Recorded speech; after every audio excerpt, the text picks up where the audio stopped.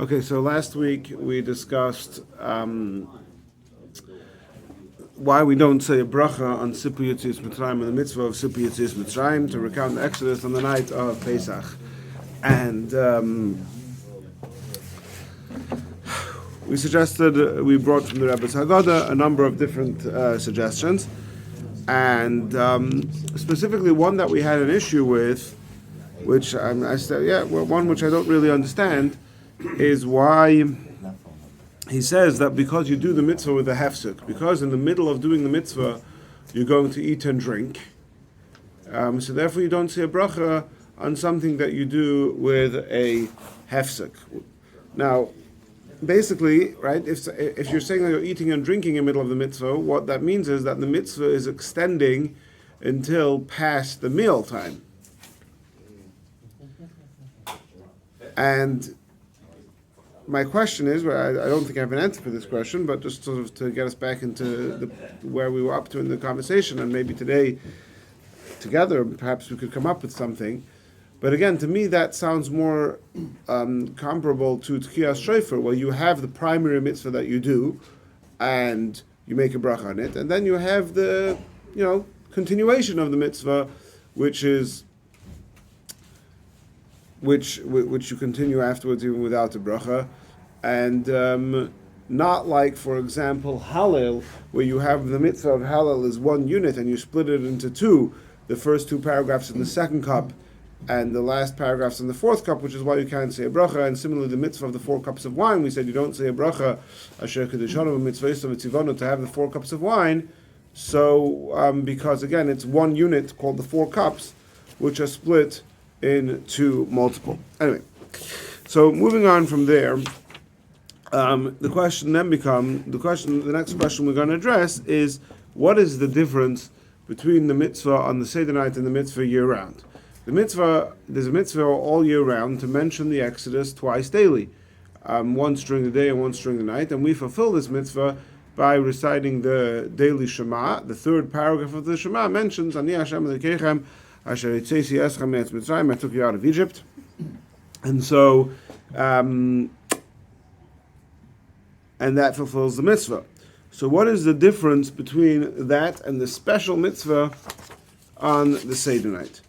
So, in the Rebbe's Haggadah, he addresses this question, and he brings from a number of different sources.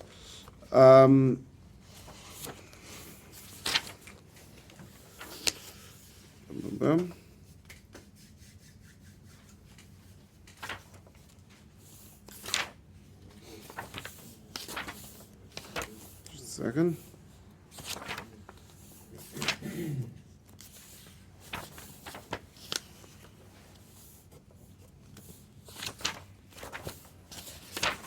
So we'll see today, we'll go through the primary differences and see what there is to further discuss. Just one second.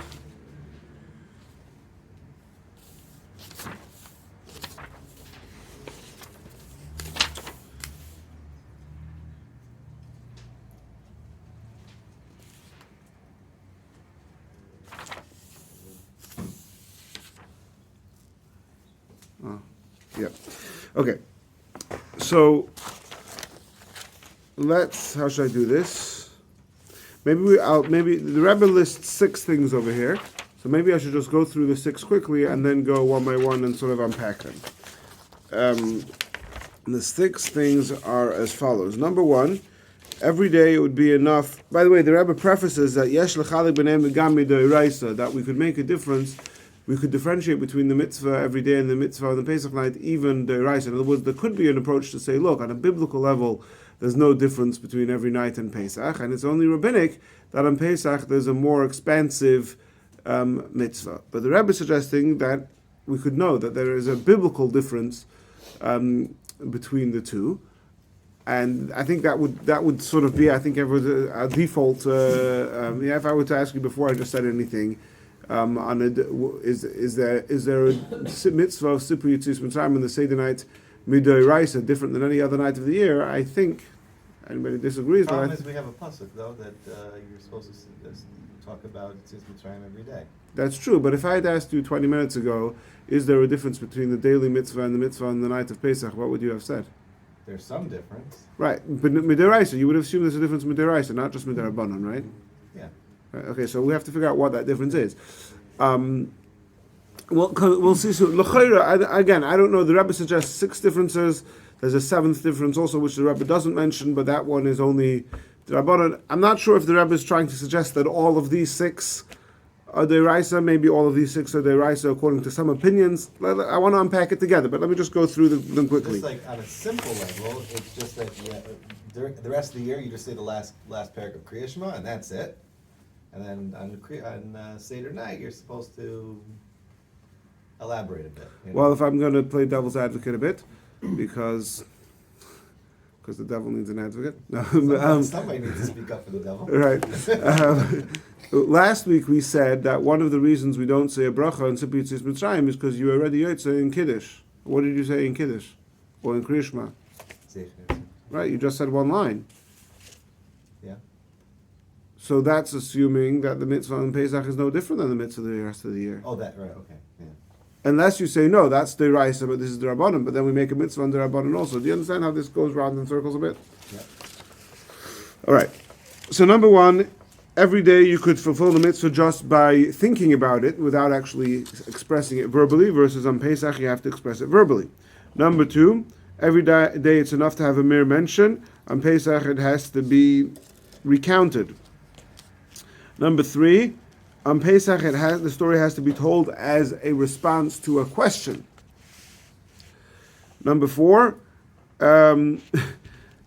Simple Yitzis Mitzrayim on Pesach is counted as one of the 613 mitzvahs. The daily one is not.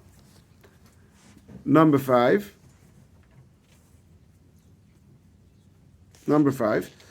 the mentioning of the mitzvah every day is only until Mashiach comes. But when Mashiach comes, that mitzvah will no longer be, but the mitzvah of Pesach is every day. And number 6, finally, the mitzvah of the Seder night of Pesach is all night. So that's very briefly the 6, and obviously there's quite a bit to unpack. Just one second over here. Interesting, it doesn't bring it. Okay.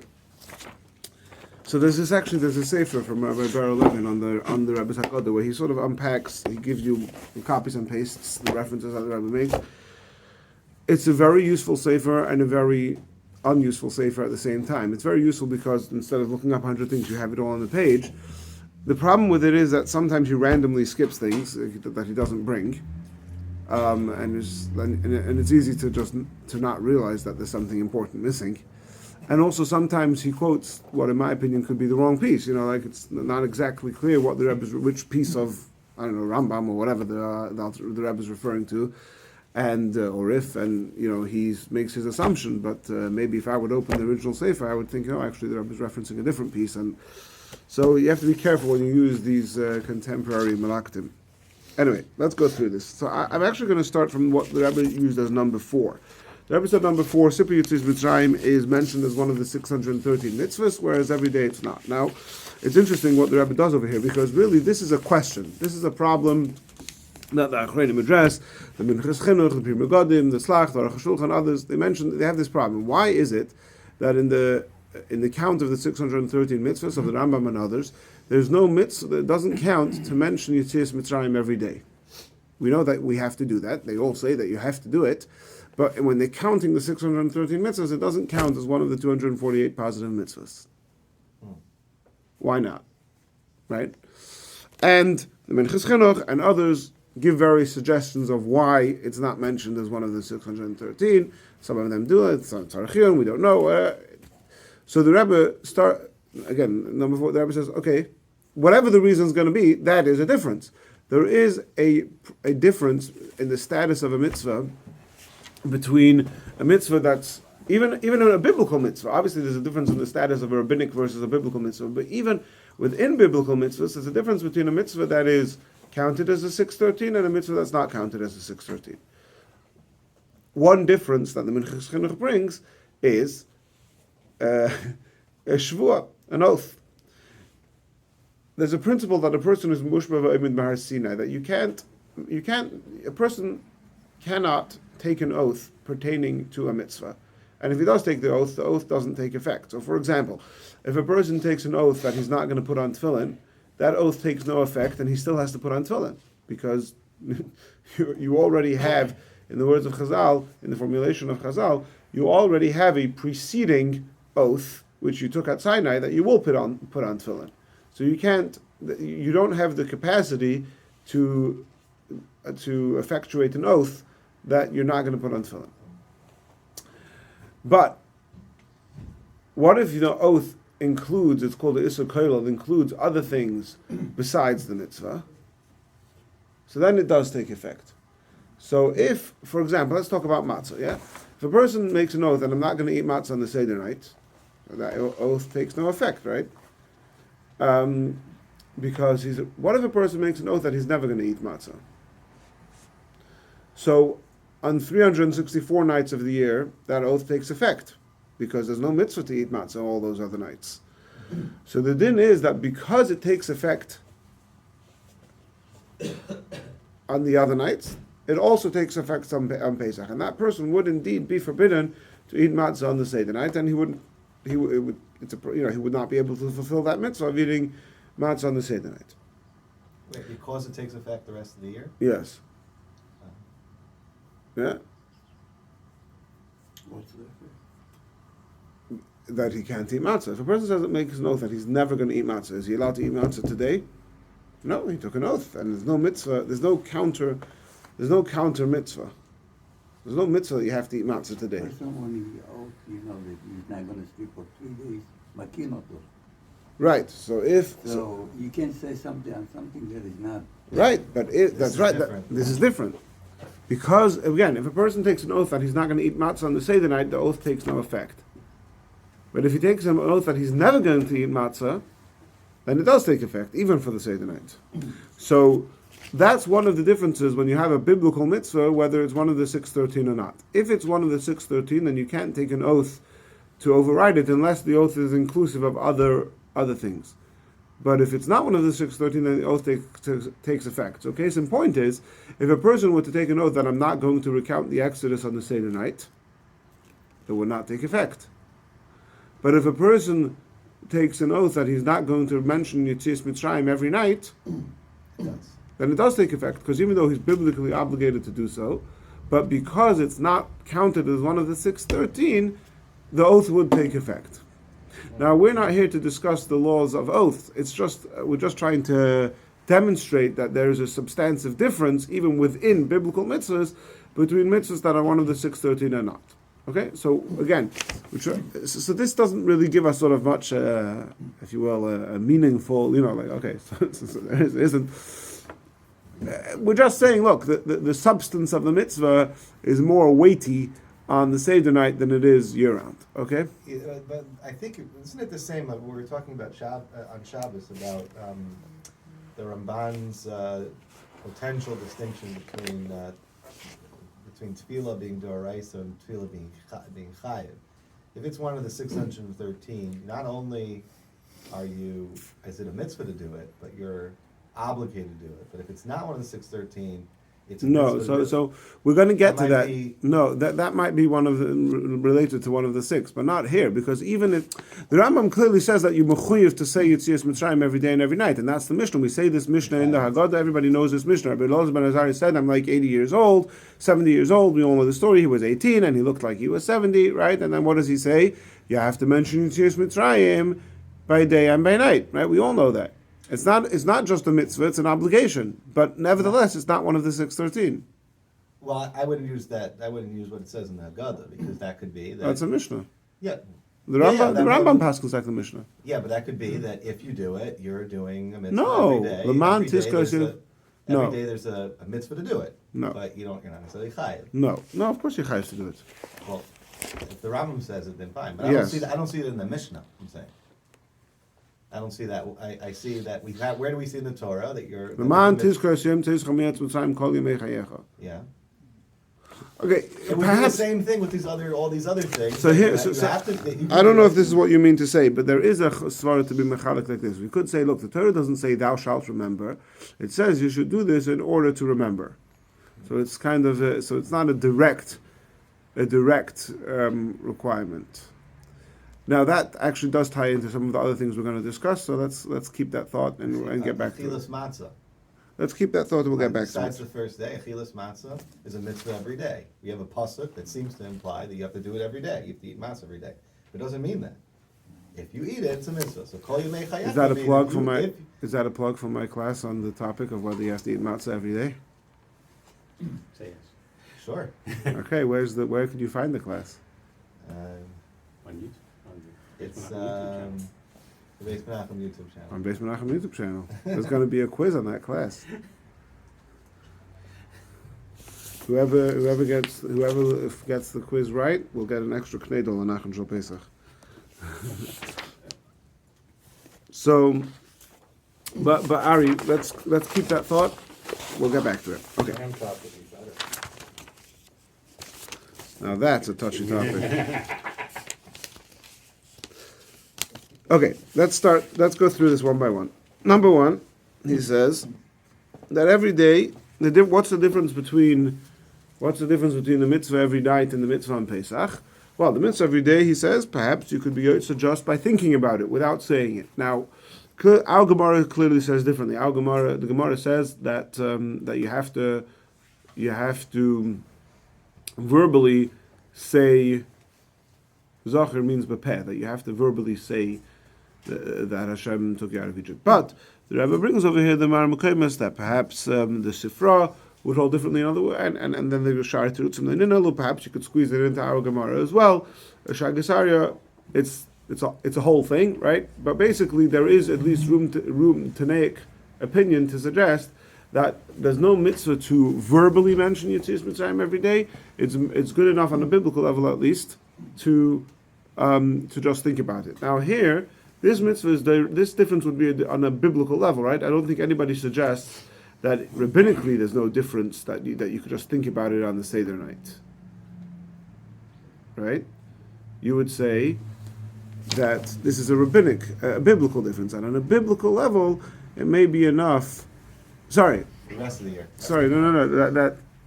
No. This is Sorry, scratch that. Let's go back a second. What we're saying is that everybody would agree that you have to verbally recount the Exodus on Pesach night, because on Pesach it says v'higadato levincha, that you have to. V'higadato means magid, means to recount, to tell the story. Versus the rest of the year, the Torah uses the words ilman tizker, to remember. Remembering could be, at least arguably, could be something that you do with your mind.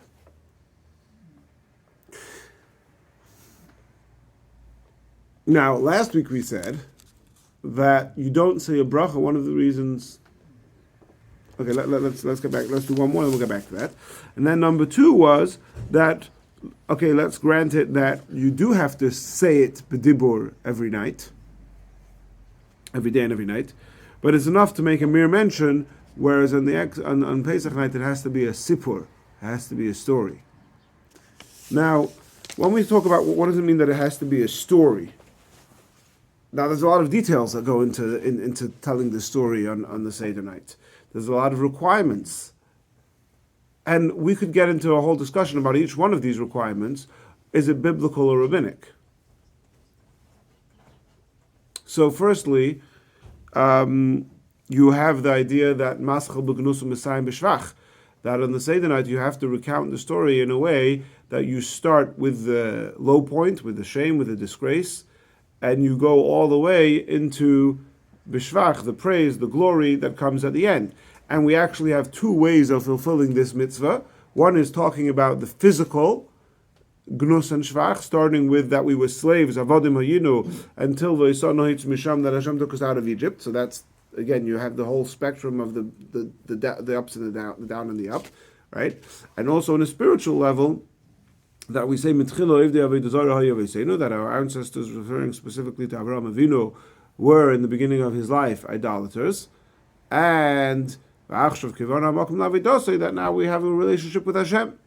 So again, we have both the physical and the spiritual, maschel b'gnus u'Mesayim b'shvach, starting from the gnus, the shame, the down, all the way till Mesayim b'shvach. That's a mitzvah to do on the Seder night, as explicit in the Mishnah. Whereas the rest of the year, you just say, I took you out of Egypt. We don't need the whole Megillah, the whole Haggadah. So, okay, that's one detail. Is Masal L'Knus Messiah Mishvach a biblical requirement? I don't think so.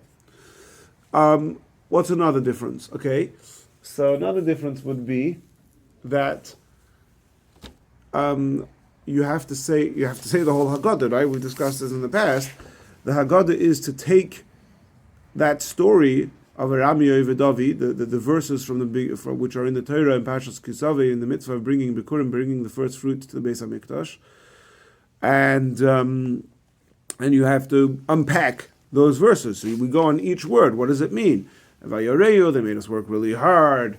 That's the bulk of the text of the Haggadah is taking those 4.5 verses and going word by word. What does each word reference? Right? That's what we do in the Haggadah. We say, we bring another pasuk, right? We're going and expounding every. Right? We have this whole Seilamat, right? And that's part of the Haggadah. In the words of the Alter Rebbe, is Shatiknu Chachamim Chayv al HaKoil. Everybody has. That's in order to fulfill the mitzvah on the Seder night. We've discussed this in the past. In order to fulfill the mitzvah on the Seder night, you have to understand all of that, right? Again, if you go on YouTube, it's there. A class unpacking with all of that. Remember, we did it with the slide. Not the slide. It's just the audios on YouTube, but we did it with a slideshow a few years ago. I went through pasuk by pasuk. Now, again, that could be included in this. The difference between the Seder night and all year round. And the Seder night is a whole story, but I don't think that's a biblical difference. There's no biblical requirement to expound all those verses.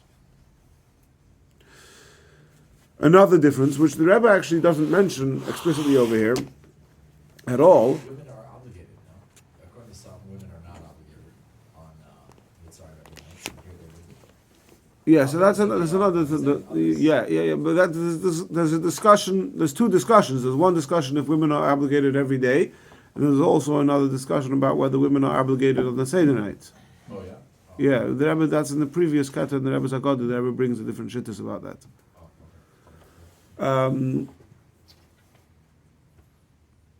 But the Alter Rebbe paskins yes to both of those. Now,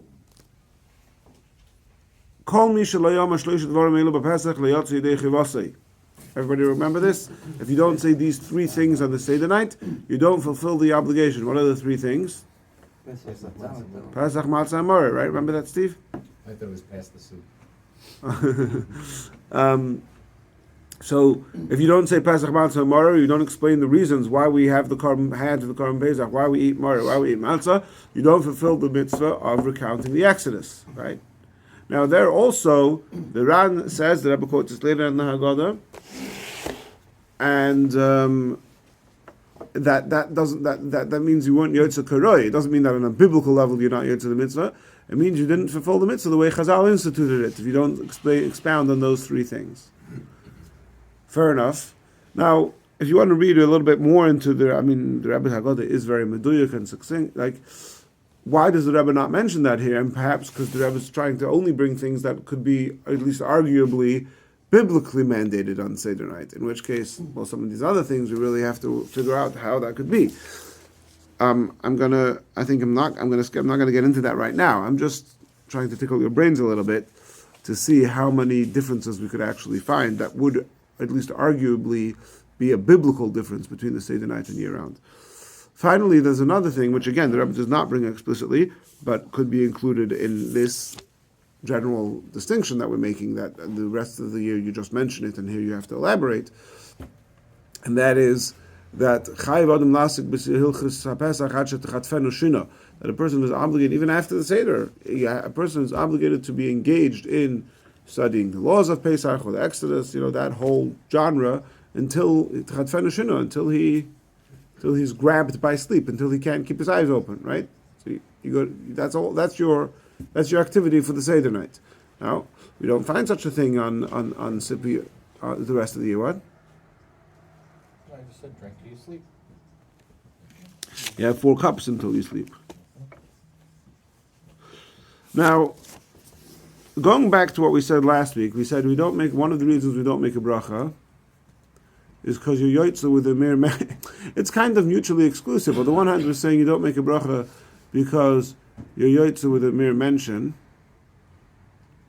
And on the other hand, we said you don't make a bracha because you're interrupting with eating and drinking and you don't fulfill the mitzvah until the end of the Seder night. In which case, well, like we explained last week, you could say, well, there's two questions. One question is why you don't say the bracha, why you don't say bracha on the biblical mitzvah, and another question is why you don't say the bracha on the rabbinic mitzvah. So it could be the biblical mitzvah, you're yotze with a mere mention, but there's also a rabbinic mitzvah to say the whole Haggadah, and for that, we don't say, right, so maybe that could be a possible explanation, right? Again, why don't you say a bracha on the biblical mitzvah, because the biblical mitzvah you're yotze with a mere mention, and you already did that in Shema and Kiddush, etc. The rabbinic mitzvah is to say the whole Haggadah, but the rabbinic mitzvah is to say the whole Haggadah, including the part after you're eating and drinking, including the Hallel, and including the Ad Chatfenu Shina, and including the rest of the night, the more and more engagement, as we'll see soon, in Simple Yitzias Mitzrayim. Now that is something you can't say a bracha on because you're interrupting with the eating and drinking. So that's something that's starting to take form in my mind, and I'll repeat it again soon when we have more information, and it will be packaged a little bit better. Now, then he says, number 3, Yesh Mefarshim, some say that on Pesach there is a obligation to say the story of the Exodus as a response to a question. Now, there could be 3 ways to understand this. The Torah says the mitzvah is to tell your son the story. And we know that we don't just want to tell the son the story, we want the son to ask. We spoke about this 2 weeks ago about karpas, yeah? You want to do things, you want to engage them, you want them to ask the questions. And we even have in the 4 sons, right? If the son asks you a question, then you answer him. What do you do if he doesn't ask you a question? You don't just tell him the story. You tell him that you got to ask, right? We want the kid to say manishtana. We want the kid to ask. Now, so there could be three ways to understand this. The most extreme way to understand it is that the mitzvah on the Seder night is to answer your son's question. And if your son doesn't ask you a question, or if you don't have a son, or if you don't have a son who's with you, then there is no mitzvah, at least on a biblical level. Right? That would be the most extreme way of understanding this mitzvah, that it has to be said as an answer to a question of your son. That is the mitzvah of the Seder night. The biblical mitzvah of the Seder night is answer your son's question. And if you don't have a son, or your son doesn't ask a question, or whatever, there's no mitzvah, at least on a biblical level. Sounds far-fetched, right? You don't like that? Yeah, it's that. Sounds. I don't have an argument against it, but yeah, it sounds far-fetched. Sounds far-fetched. Anybody else agree that sounds far-fetched? Steve, you think that sounds far-fetched? I don't know. Why don't you know? What do you think? Do you think it sounds It far-fetched? also goes against the implications you get from the Haggadah. That Steve, I want you to know. I want you to know what you think. Can you rephrase the question? We're making an argument here that the mitzvah on Pesach night to recount the Exodus is to tell your son the story. And we're suggesting that if a person doesn't have a son celebrating Pesach with him, then he doesn't have such the mitzvah. Then there's no mitzvah to tell the story of the Exodus. Either your son asks you, and then you have a mitzvah to tell him avodim hayinu, or there's no mitzvah. I'm asking you if that sounds reasonable to you. I don't know. What if there are 3 generations there? There's a son, father, and grandfather. Okay. Do you do 2 seders so that you so each father accomplishes the mitzvah? Okay. Yeah. Maybe. We shouldn't dismiss anything. Let's think about that. Let's think about that. So Steve is saying. So Steve is saying. 1 second. I want to unpack what Steve is saying. Steve is suggesting that look, if you have a grandfather, the father, and the son, so the father has the obligation to answer his son, and the grandfather has the obligation to answer his son. Well, you're saying 2 seders. That sounds a bit weird. We don't do that, but we do that, right? What do you do when you have a grandfather, right? Who says manishtana? When you have a grandfather, father, and a son, who's going to say Manishtana? grandson. The grandson's going to say it, and the father is also going to say it. Now, we could say, look, the main requirement is only for one person to say, and then you've answered. Now that was, you're jumping ahead a bit, because I remember I said there's three possible ways to think. I just said the most extreme way. The middle way is to say that you have to answer somebody's question. It doesn't have to be your son. As long as the question is asked by anybody, now I can fulfill my mitzvah by answering him. Right?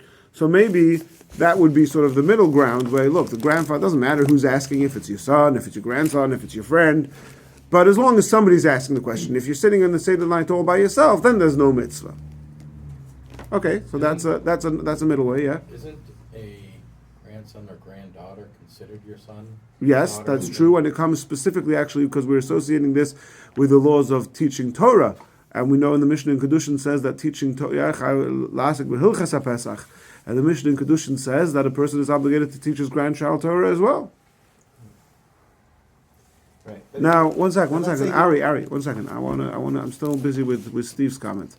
yeah, I mean, he got me thinking about something. You got me thinking too. The grandfather. You want to hear a funny question, Steve? Here's a funny question. This is quoted b'shem Rebbe Mishlam David Soloveitchik of Brisk Rosh Yeshiva, passed away about just over a year ago. He has a question like this. So you framed it. Okay, you have a grandfather, a father, and a son. He says, what if you have an Israeli son whose father from Chutz La'aretz is coming to visit him in Israel? So the father has to do a second Seder night because he's American, and the son, it's Chol Hamoed for him. So on the second Seder night, do we say, well, the father has the mitzvah to tell his son, so you better sit in at his Seder and ask the question? Or do you say, no, you have a mitzvah to tell your son, as far as your son is concerned, it's not Seder night anymore, so there's no mitzvah. His son is the Chepza Shel Mitzvah. Oh! Very good. But again, if I'm to get back to the thing, again, the question I'm asking at you is, can we suggest that there is only a mitzvah to recount the Exodus if your son asks you? So you're saying, well, what are you going to do if you have a father and a grandfather? Okay, well, let's take this to its logical conclusion. Let's think about it. Like, we have to be open to all options. And again, not all the options that we could discuss are going to be halacha l'maisa, how we paskin, but it could be one of the opinions out there. We have to be able to be open to different ideas.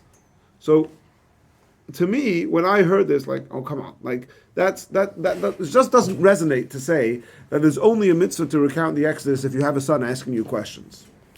And we'll see soon that I was probably right. That is extreme. But there is one source that would seem to fit in nicely.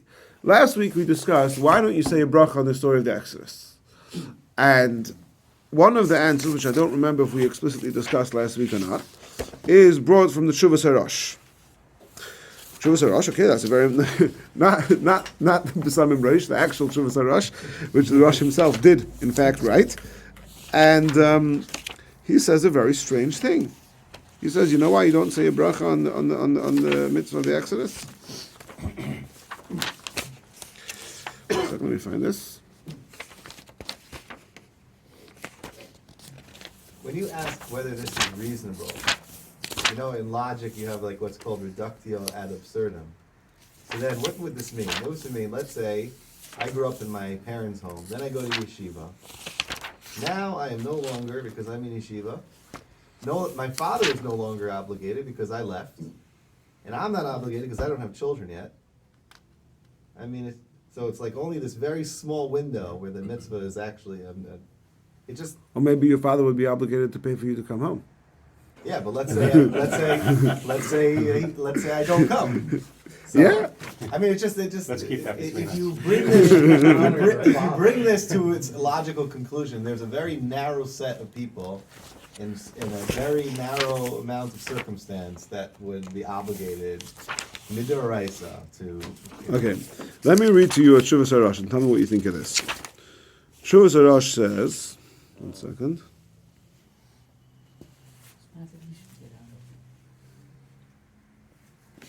Oh, where is it?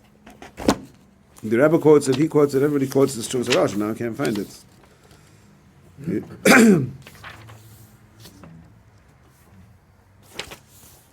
Oh, no. Oh, here it is. There we go. You asked why we don't see a bracha on recounting the Haggadah.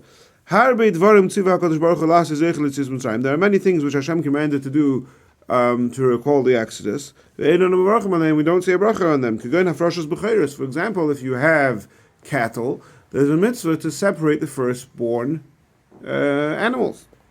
Why do you separate the firstborn animals? It reminds you of Makas B'cheres. All the Yomim Tovim, Shavuos, Sukkot, Shabbos, everything is there. We say in Kiddush every Friday night. We say we do Shabbos. Yeah.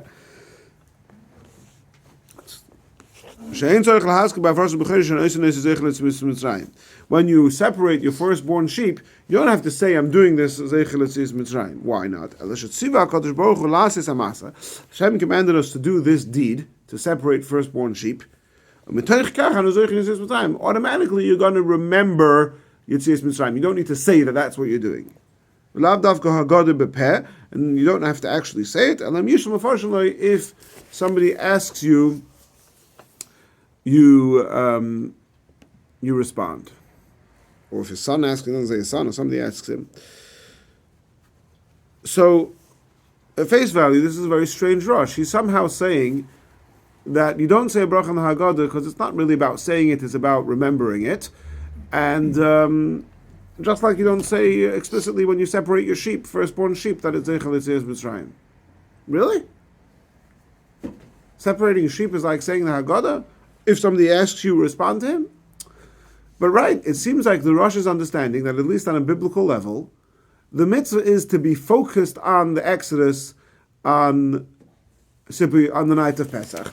Because you focus on the Exodus, you're going to eat matzah and drink wine and lean and recline and do all the things. And then obviously, it goes without saying that if somebody's going to ask you, what are you doing? You're going to tell them what you're doing. But the mitzvah is to do it and to express it, not just not to say it. So here we have already a source in the Rishonim perhaps, and another very prominent source for this is the beer of the Rip Parla. The Rip Parla is, the Rebbe also quotes this over here.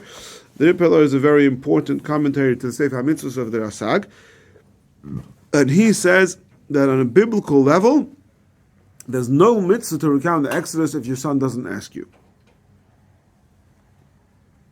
And he asks it the other way around. He says, the Yerushalmi and the Seder Haggadah talk about the fourth son, and the fourth son is that if he doesn't ask, you tell him anyway. Says the Rip Parla, no, that's an asmachta. And asmachta means that it's something that's alluded to in the pasuk, but it doesn't actually qualify as a biblical mitzvah. Because in a biblical level, there's no four sons, there's only three sons. Depending on the nature of the question, that's how you word your answer to him. But if there's no question, just eat your matzah and go to sleep. Again, it sounds quite extreme, but it's pretty much explicit in the one who says it explicitly is the Rip Parla, who's a very prominent authority. Yeah, but he's not saying you're not mekayim the mitzvah if you decide to force the issue. No, he's not saying that. But he's saying that if you don't have a son at your table, there's no biblical mitzvah. Well, that goes back to, you're not necessarily chayiv. Yeah, on a biblical level, of course, with the Rabbanan you are. He's not arguing that you are. No, but even midoraisa, you're mekayim the Sipur Yetzias Mitzrayim by, it would be similar to tzitzis, or like, let's say, for example. I don't know. No, the mitzvah. If you do something in order to make it that you did it in some way. No, according to him, you would have to make that your son asks a question. That's why, and according to him, let's say you're by yourself. By the way, according to him, it makes a lot more sense why we're going so out of our way to do all these weird things to get the children to ask. Why are we so focused on the children asking? Just tell him. So why do you have to ask?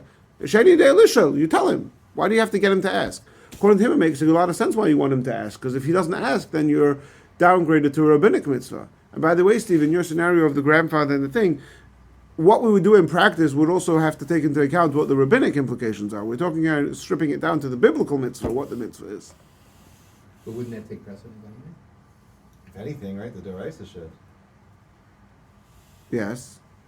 No. So instead of just saying it or whatever, and then only the grandson's going to say Manishtana, we should okay, first you to him, and then you to him. You know what I mean? If you have a choice between the Rabban and Deraisa, you want to make sure the guy in the Deraisa. It's just really. Yeah. Okay. 1 second. Let's move on. Others say. Okay. So there's basically two other opinions which you could, if you go through the different Rishonim, you'll see. One is Sefer Chinuch seems to say this explicitly, that the mitzvah is to answer a question. It doesn't have to be your son's question, but it has to be question and answer. And then finally you have the Alter Rebbe Paskins, the Rambam says, Ein lo yishol banim, hu she'el atzmai.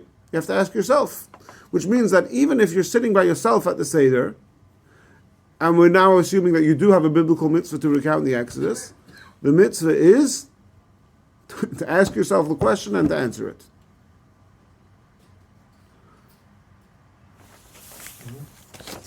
In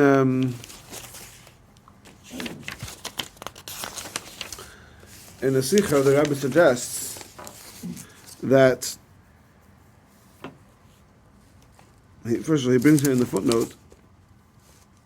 What's the value of questions? So he says, we always know that asking questions sharpens you, right? When you're challenged, now you're sort of forced to think deeper and to come up with more creativity in responding to the issue, right? So questions are always invoke more clarity and depth.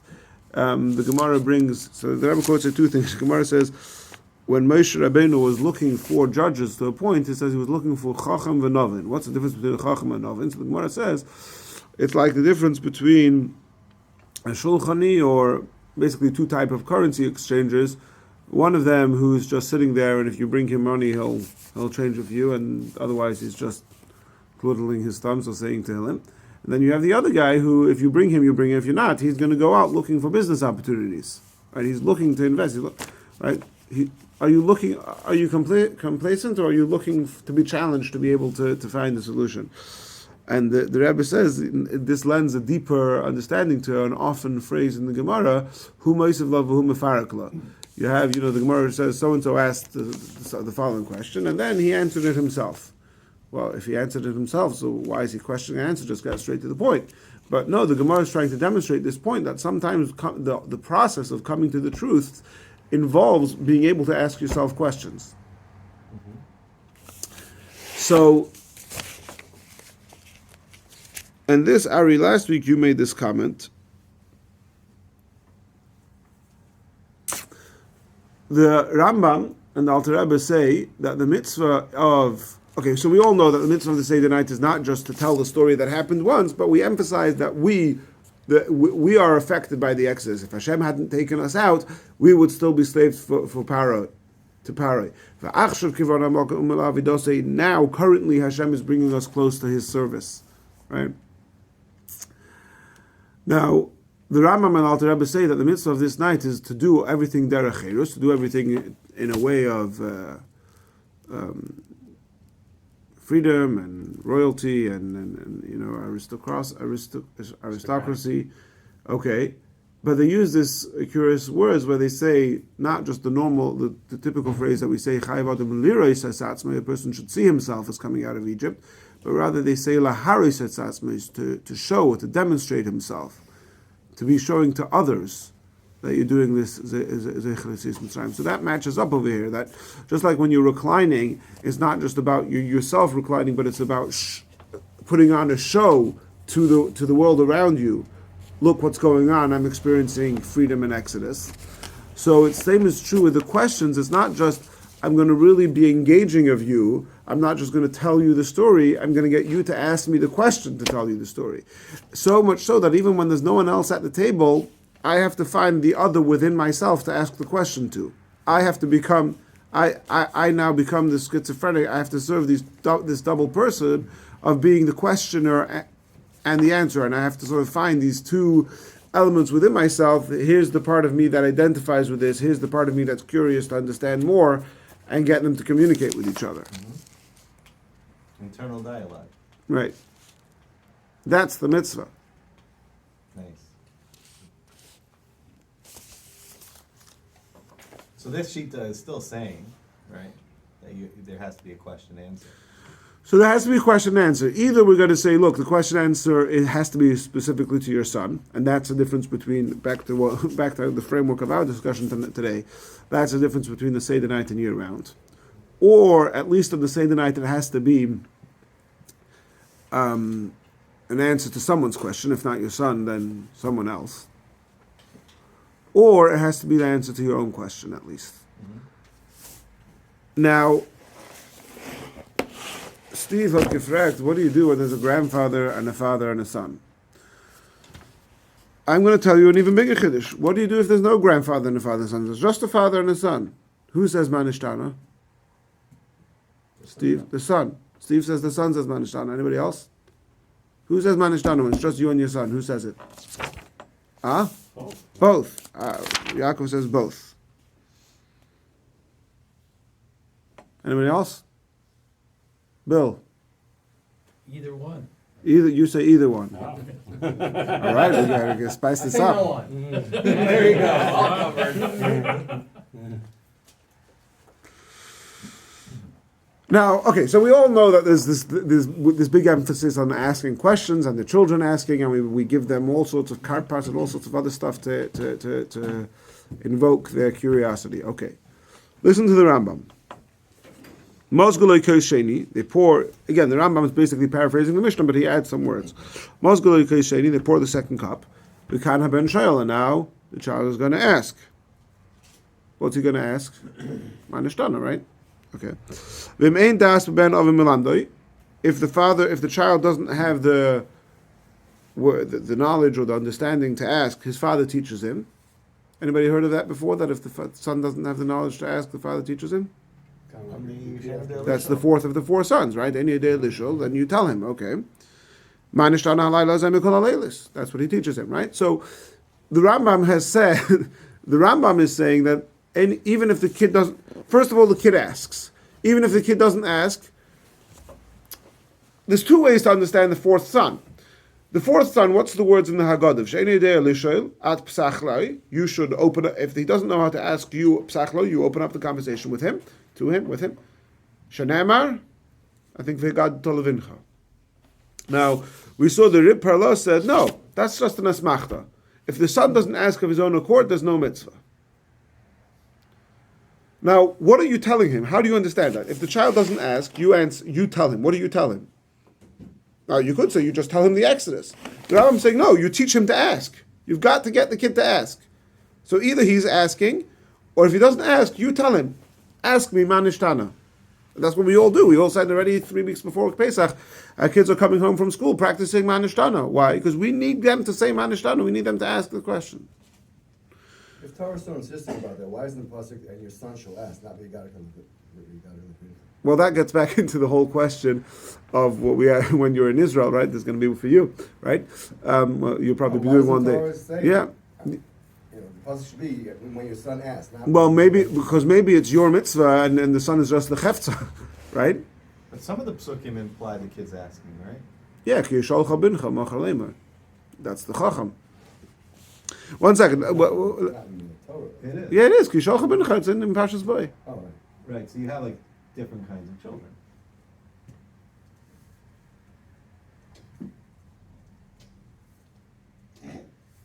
I'm sorry, what I just said to you was not the Rambam, that was the Mishnah.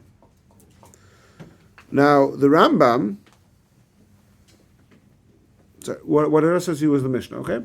The Rambam, usually I pull up the Rambam on my phone, but now I'm using my phone to record, so anybody have a Rambam on their phone? I mean, we have Chabad.org. You have a Rambam? Or maybe we could just get a safer. I'll just get a safer, hold on. Yeah. I could even pause the video. So we've read the Mishnah, right? Now let's see how the Rambam, what's going on here? How the Rambam says that Mishnah. This is in the Laws of Chametz Matzah, chapter 8, Halacha 2. He says like this: Meshkin Kosheni, we pour the second cup. V'kana ben shoel, and now the son asks. What does he ask? Question. Okay, he asks a question, fine. V'oimei ha'koirei, and the koirei says, who's the koirei? The koirei is the person, the reader, the one reading the Haggadah. V'oimei ha'koirei, the koirei says, Ma nishtana halayla ze mikol ha'leilu, shebechol ha'leilu ram. Well, we're saying everything. Oh, the Teimanim do like the Rambam, right? The one leading the Haggadah says Manishtana. Hold on, your son's already asked you Manishtana. Why are you saying Manishtana? Wait, the kid didn't. Kana ben Shoel, the son asks, the Omer HaKoirei, and the one reading the Haggadah says Manishtana. Oh, that's weird. That's weird, right? But that, and by the way, that's Chabad custom also. Chabad custom is that everybody at the table says Manishtana. You don't have to say it loud, you can say it quietly. But everybody has to say the Manishtana. So the kid asked Manishtana. The kid asked these questions. That doesn't say what he asks. And The then kid you, asks. and then you read the same Manishtana. questions, potentially. Right. You don't go, oh, you know what? The kid asked all the perfect questions. He happened to ask all the questions in Manishtana. We're going to say Manishtana because the reader has to. But then everybody asks, well, what was the question? So what's the reason for the is it a clarification? Is it to make sure that everybody heard the question? The kid said it in Yiddish, you don't understand? But I'm arguing that no, the reason why the person himself, the leader has to say Manishtana, is because it goes back to what we said before. For the same reason you say Manishtana when you're alone. Why do you say Manishtana when you're alone? Because when you ask yourself the question, the answer is more powerful. And perhaps there's something in, yes, you have to educate your son, you have to teach your son Manishtana, Yes. but you also have to educate yourself, right? You've also got to educate yourself and be able to find that part of yourself which needs to be uplifted and responded to. Very interesting. You could get really homiletic with this because you could, besides saying that there's that internal dialogue of these two aspects of yourself, you could get somewhat psychological and say that there's an aspect of myself that's still childlike, still trying to learn and curious, and then there's the adult. Even no matter how old I get, I always have those two parts of myself, and they're supposed to be in that dialogue. I'm constantly growing as a person, asking my child self, trying to grow into my adult self. Exactly. I think that's absolutely the point that we're making here. That even and not only that, the Rebbe brings a very strange girsa in the Mechilta. It seems to be the correct girsa in the Mechilta that says,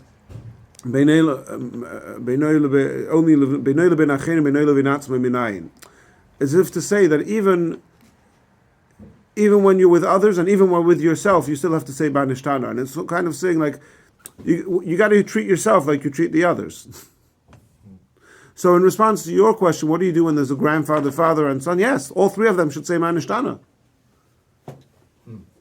First question is, do you have to repeat the same for each? Well, you have to repeat the whole Seder, but you have to repeat the question of the Seder, yeah. This year I'm going to do like the same. Which you do anyway. Well, there's some Leave it more around. stuff Yeah. right there. And I have a joke a little bit on it. It's happened to me, you know. What? I guess you. Manistano, you know, we give, you know, one of the kids who's 10 years old, not 10. Give him and he says, There's a class of 50 people. Manistana in Arabic. Here's the answer. See, here's the exact same answer I just gave. And I Here's did the that, exact you know, same. several times, you know. So I was in Lincolnwood, they invited me, you know, some friends, you know, to come, and it was the whole family was there. So they were talking, blah, blah, blah. And they asked me, you know Arabic? I speak Arabic? I said, yes. You understand? I said, yes. So, just, can you say something? I said, ما خبر هذا اللي جميع أنا وأباينا. I was like 14 years. You should- Girls, they were like, whoa. So they asked me, what do you say? I said, man, Yaakov could do that for Yiddish. Next time somebody asks you if you know Yiddish, say fluently. Was is anders the Nacht von Pesach? But you know what? But why Taka? You know, let's go. Why is that this emphasis? Why do we say the Banishtana in Yiddish and in Arabic and all this, right? And by the way, there's some of those who say songs at the end of the Haggadah. There are so many families who have traditions to say the songs in German or wherever their family comes from, because there's this very strong emphasis on the Seder night. I've got to speak to myself. I got to make sure this is in my language, right? Why am I saying it again? Why am I saying it in Yiddish Arabic? Why am I saying it in English? Why are you saying it in English?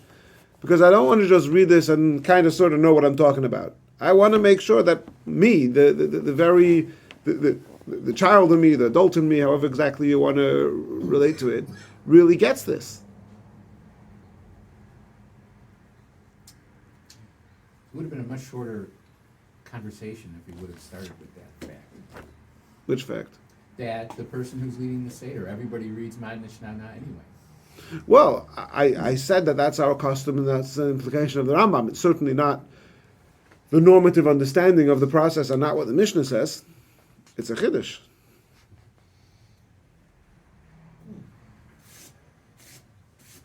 It's an innovation.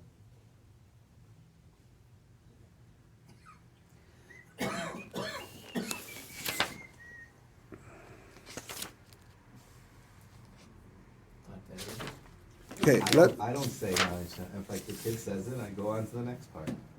well, maybe the, Well, this year, This year, I'm gonna do like Mitzvah and I'm gonna do like Chabad. So you're saying that your Haggadah. This year you're does not keeping Chol of indicate that Yisrael? You should. You don't. He doesn't seem to say it. I mean, yeah. it Maxwell doesn't- House, what do you? Well, he said the kid asks. And then it's, no, in Maxwell House it says That's that what I do. the youngest kid in the table, right? Oh, is that So- what it said? I think so. look, we have the Rambam, we have the Rip Pillar, we have the Maxwell House. So, Yeah. We need a good cup of coffee there, or at least a cup of coffee. all right. Okay, then we have this idea. Okay, so the number 4 we discussed already. Number 5, we have this idea that so the Mishnah says that you have to recount the story. Kol yimei chamecha lahavi l'moisei Mashiach. It's a machlokas whether or not the mitzvah to recount the Exodus every day will still apply in the times of Mashiach, or then we'll recount the coming of Mashiach. We won't need to talk about the Exodus, but the Seder night will still remain. And then finally, the Rabbi says the mitzvah is kol halaylo. The mitzvah is the whole night. Now, when you say the mitzvah is the whole night, what does that mean? So you have your bare, and again, I'm keeping straddling these two sides over here. Are we talking here rabbinically or biblically? But you have the bare minimum. The bare minimum mitzvah, the minimum of the mitzvah has a measurable quantity. You have to think about it, you have to mention it with a story. But even the rabbinic mitzvah, with all the details that it entails, has a recipe, and once you've done that, you've, quote, done the mitzvah. Right? What is that recipe? Okay, it has to be as a response to a question. It has to be maschel b'gnusum esayim b'shvach, have the start from the down point and go up all the way up to the high point. It has to expound the verses Aram Yovedavi. Those 4 verses from the bringing the first fruit, it has to expound those. You have to say Pesach Matzah and Morer. And once you've done that, you've done that. You're done. You've done the mitzvah. What's left after that? 2 things. Number 1, that you have to be oisik b'hilchas haPesach ad shetachatfenu shina until you fall asleep. For most of us, we've already fallen asleep before we finished. Right? But now we're adding a new thing, kol halayla. Now, kol halayla doesn't mean, the way I understand it, kol halayla doesn't mean that you're nobody says you're obligated to stay up all night. Okay, Rabbi Elazar ben Azariah says till chatzos. Others say, yeah, we find in the story in the Haggadah that they were sitting in Bnei Brak until the students came and told them that it's time for the morning Shema. So there is precedent for literally staying up the whole night, but nobody says that you're obligated to stay up the whole night. I think what we are saying is that if you do so, it's a mitzvah ari, and this ties into what you were talking about, the Ramban, with tefillah. Let's give a more basic example. Tzedakah. Tzedakah is a biblical mitzvah. How much tzedakah do you have to give? 20%. 10%, 20%, shekel b'chol shana. Okay, there's different things how much you have to give. What if a person gives more than that? If a person person made $1 million. He gave 200,000 to tzedakah. So he's given 20%. He's done, right? And then he has $800,000 left. He's feeling generous, and he finds a poor person on the street. Let's say the poor person doesn't ask him for money, because then it's another whole question. Yeah, nobody asks him for anything. He sees, oh, you look like a guy who could do with $1,000. He gives him $1,000, and the guy is now able to go and buy himself food for Pesach. Did he fulfill a biblical mitzvah of giving tzedakah? I think the answer is obvious that he did. Even though he wasn't mechuyev, he wasn't obligated, he had already given enough money to fulfill the biblical mitzvah of giving tzedakah. If you give more tzedakah, you have more mitzvah. Yeah. Ari was arguing that the same thing is true for davening. That there's a biblical mitzvah to daven once a day according to the Rambam, only in a time of distress according to the Ramban. But whenever you do choose to daven, like we daven at least 3 times a day, in so doing, you're fulfilling a biblical mitzvah. Steve, you look confused. Yeah, but what's the difference between that concept and the idea that we can't add to the Torah? You can't add to the Torah. Oh, you can't add. So there's some mitzvahs. Well, I guess the difference basically would be: is it more of the same, or is it an additional one? So, for example, adding to the Torah would be making 5 corners with 5 tzitzis. That would be adding. So how do you know the difference? Um, It sounds like some you can add and some you can't. right. How do you exactly define the difference? It's a good Like there are question. 2 mezuzahs on every door? Oh, very good question. So excellent question. And exactly how to define the Isser of Baal Tosef of adding is a difficult question, and I'll make your question even better. I think everybody would agree that if I were to put 2 mezuzahs one on top of each other, that would be Baal Tosef. That's like having 5 tzitzis or 5 parchments in your tefillin or something like that, right? It happens very often. I do a lot of mezuzah stuff, right? It happens very often that in any given doorway, there would be a doubt and often 2 opinions as to which side you should put the mezuzah on. My porch, Right? by Winston Tower. Exactly. There you go. It's all these different I opinions. would venture to say that everybody in this room has a door, at least one door in the house where we could have 2 opinions, right? So why don't you just do both? Why not? They're mutually exclusive. The mezuzah has to be on the right side. So if this is the right side, so that mezuzah is just for show. If that's the right side, the other mezuzah is just for show. So why do you do it on both sides? Not only that, what? Because it's expensive. Chesky is saying that some people say do it. I've never seen it done in practice. I'm pretty sure it's what? Come closer, don't. Now, if you want to hear even more, I have a teacher actually. This is just passed away, a young man, Rabbi Paris from London. He every day after Shachris would take off his tefillin and put tefillin on again on the other hand, because he was Shaila. There's certain cases where there's machlokas if you consider it a righty or a lefty. Within Chabad specifically, there are certain cases which seem to be a machlokas between the Alter Rebbe and the Tzemach Tzedek.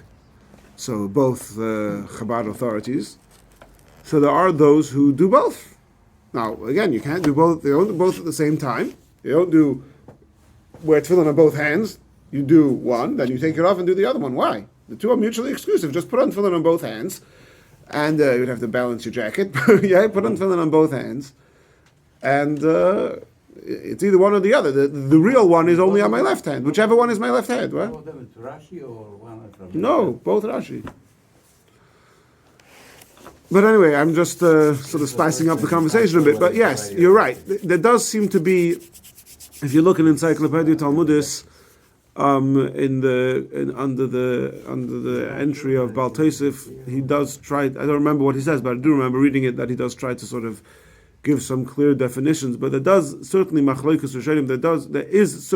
There is absolutely areas of ambiguity as to exactly how Baal Tosef doesn't apply.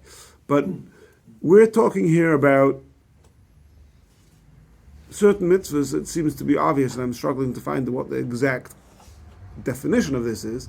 That the mitzvah of the Torah is this is how much you have to do, but more is more mitzvah, not an additional mitzvah. Another example, by the way. Like beautifying, if you have an opportunity to beautify a mitzvah.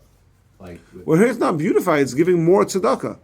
The Torah tells you, I think, but is it a similar concept? Like you can buy the cheap esrog, you can buy the expensive esrog. You're still doing the mitzvah, right? But possibly. so I'll give you another example, just to throw another one into the mix, to have more thing to think about. Hanokas Avidivri. There's a mitzvah in the Torah that you have to give when you have if you have a Jewish slave, when he's finished his term, you have to give him Hanukkah, you have to give him gifts. So that is the minimum how much you have to give. But there the Torah almost explicitly says, Kifi HaBracha, that the more you are able to give him, the better. So it's okay to give to a goy. That's a different question. Talking about a Jewish slave. Yeah. Oh, Wouldn't this be also true with Talmud Torah? Technically, in order to fulfill your chiyuv of Talmud Torah, there's this minimal amount. No, the mitzvah is You got Magisa B'Yom V'Layla. Yom V'Layla. No, but If even that. Perak Achad even that Shachas would be Darvis is relevant. if you don't have time. So technically, you're. You have supposed to be basically you have to all learn day. as much Torah as you have time for. So you're saying that there are opportunities to extend the extend Oh my gosh, it's late.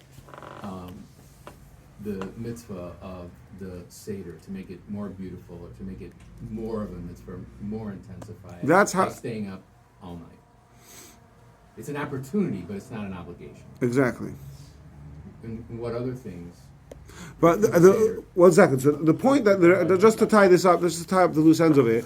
The point the Rebbe is making over here is that mitzvah doesn't apply all year round. We don't find year round that you say Shema, you mention the Exodus, but if you talk about the Exodus more, it's more mitzvah. The mitzvah is to mention it every night, every day and every night. On Pesach, there is not an obligation but an opportunity, but to continue the discussion throughout the night until the morning. Now, Harezim Meshubach, right? Now, just, I want to get back to that, but I just want to finish off over here. I'm still okay. I want to try and see where we're up to with this question that we had at the end of last week. We're saying that the biblical mitzvah. Why don't you say a bracha? So the biblical mitzvah, you don't say a bracha because you're already yotzei kiddush.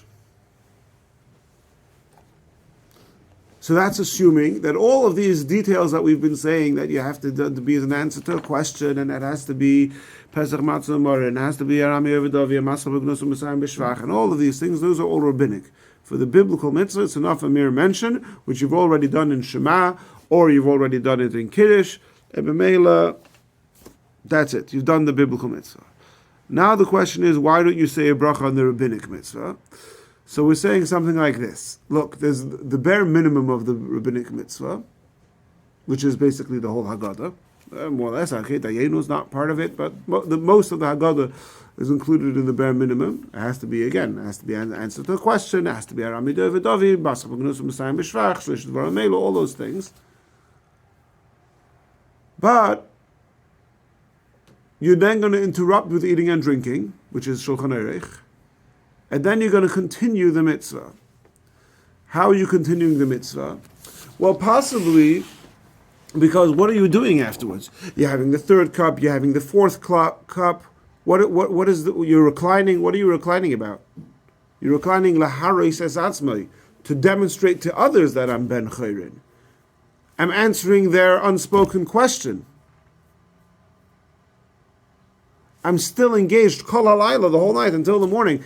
I'm still engaged even after I finished the text of the Haggadah, and I'm now permitted to go to sleep. But I'm still sitting at the Seder table. We're still singing Chad Gadya. We're still saying Hallel. We're still Yaakov. We're still saying Hallel. We're still reclining. We're still showing others, demonstrating. We're still engaged in this more broad sweeping activity. But somehow we're still, so we have a little bit more flesh and bones here, but we're still somehow arguing that it's different than Tkiyah Shofar. That Tkiyah Shofar, you also have the mitzvah to say the 30 koilos, and then you have the additional opportunity, let's call it.